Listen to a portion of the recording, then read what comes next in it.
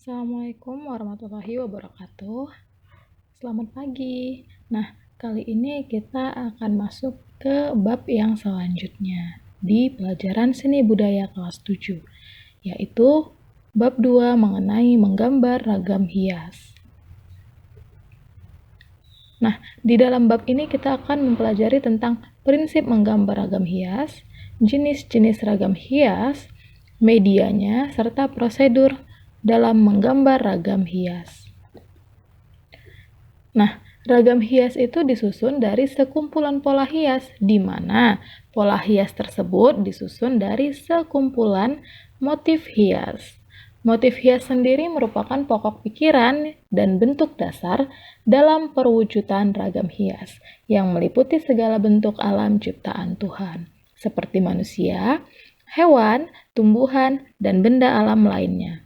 Nah, ragam hias atau ornamen sendiri merupakan karya seni rupa yang sudah berkembang sejak dari zaman prasejarah. Indonesia, yang merupakan negara kepulauan ini, memiliki banyak sekali ragam hias yang dipengaruhi oleh faktor lingkungan alamnya, flora dan faunanya, serta budaya dari masing-masing daerah. Seperti yang kita ketahui, Indonesia memiliki sangat banyak suku dan suku bangsa. Nah, pembuatan ragam hias ini juga didasarkan atas kebutuhan dari masyarakat, baik yang bersifat praktis maupun yang terkait dengan kepercayaan atau agama. Nah, menggambar ragam hias ini dapat dilakukan dengan stilasi atau penggayaan dan juga dengan menyederhanakan bentuk objek yang menjadi sumbernya dengan pertimbangan keindahan. Bisa dilihat di sini, ini adalah objek gambarnya, apa yang mau digambar. Nah, dengan adanya stilasi atau dilakukannya stilasi atau penggayaan, kamu bisa menggambarnya menjadi seperti ini atau yang sederhana seperti ini.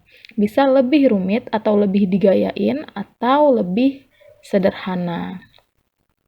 Nah, selanjutnya kita akan membahas tentang jenis-jenis dari ragam hias.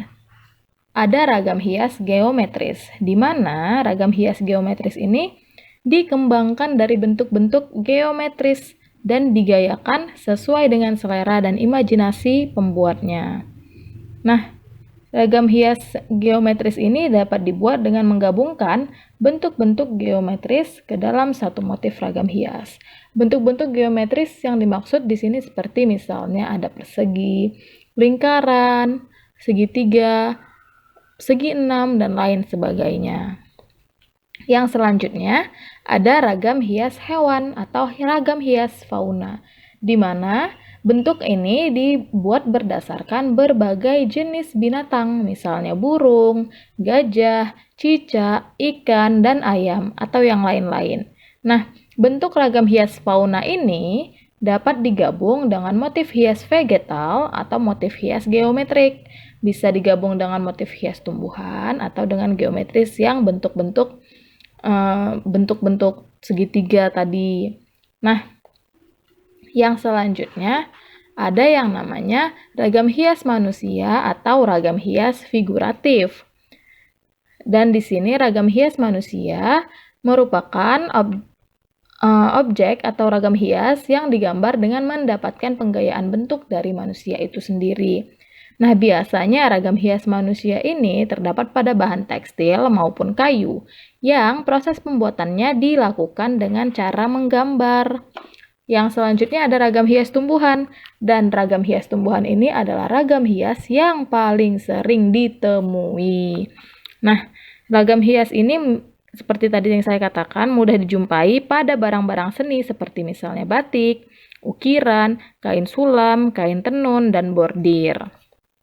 Yang terakhir ada ragam hias alam benda.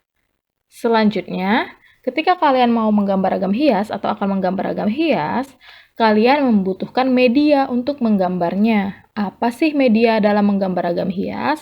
Nah, bahan dan alat menggambar ragam hias dapat digunakan untuk menggambar ragam hias itu ada dua, bidang gambar dan juga pewarna. Nah, bidang gambar yang dimaksud di sini bisa kalian lihat Ada kertas gambar, kain kanvas, kaca, triplex, atau tembok. Nah, untuk bahan pewarnanya, kalian bisa menggunakan pensil gambar, pensil warna, krayon, cat air, cat poster, tinta bak, ataupun cat minyak.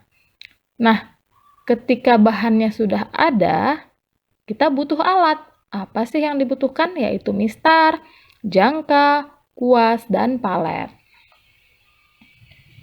Selanjutnya, teknik menggambar ragam hias. Gimana sih caranya menggambar ragam hias? Nah, ada yang disebut mistar atau ornamen mistar. Ada teknik mistar, ada teknik manual.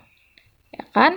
Ketika kalian menggunakan teknik mistar, kalian bisa menggunakan ornamen mistar atau mistar biasa. Kalau di ornamen mistar, kalian akan menemukan gambar-gambar seperti ini di dalam mistarnya yang bisa kalian jiplak atau kalian ikuti.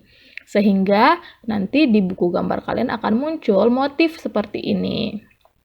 Atau bisa menggunakan mistar biasa atau bagian lurus dari mistar ini seperti membuat segi 5 atau dan persegi dan lain sebagainya. Nah, untuk teknik manual, dalam menggambar ragam hias, kalian bisa menggunakan teknik yang sudah kita pelajari di bab sebelumnya. Ada teknik arsir, teknik dusel, teknik akuarel. Nah, itulah teknik yang kalian gunakan dalam menggambar ragam hias. Selanjutnya, adapun prosedur atau langkah-langkah yang diperlukan ketika menggambar ragam hias adalah yang pertama sudah pasti menyiapkan alat dan bahan untuk melakukan gambar ragam hias. Selanjutnya, kalian menentukan tema ragam hiasnya. Kalian mau membuat ragam hias apa? Ragam hias flora, ragam hias fauna, geometris, atau yang lain. Selanjutnya kalian sudah menentukan nih temanya. Kalian misalnya mau menggambar ragam hias flora. Selanjutnya kalian tentukan teknik menggambarnya. Apakah kalian ingin menggunakan teknik mistar atau teknik manual. Setelah ditentukan, silahkan tentukan juga bidangnya. Mau menggambar di buku gambarkah? Atau mau menggambar di kanvas dan lain sebagainya. Setelah itu, sama seperti menggambar flora dan fauna, kalian membutuhkan sketsa dalam membuat ragam hias agar apa yang kalian gambar sesuai dengan keinginan kalian. Jadi setelah kalian buat sketsa, silahkan ikuti sketsanya dan gambar dengan baik.